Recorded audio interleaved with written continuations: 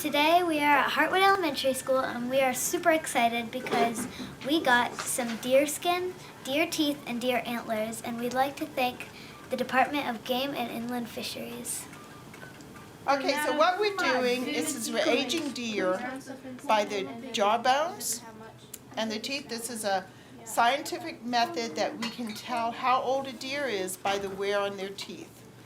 And so right now, we're trying to figure out, we know which one is 6 months old, which one is 1 year, 5 months. We're trying to figure out which one is 2.5 years old out of these 3 jawbones. We learned that deers polish their antlers by rubbing them against trees. We also learned that when people go hunting, they clink to deer antlers together, because then another buck will think that they're having a fight, and then the does will be there. Nope, they won't be there. And if you look closely at the teeth, you can tell what the age of the deer was.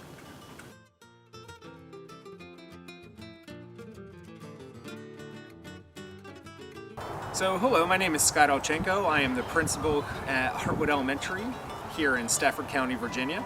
And I want to talk a little bit to you about our longhouse project that we did here. We partnered up with a local Boy Scout, Joseph Sullivan, who was working on his Eagle Scout project.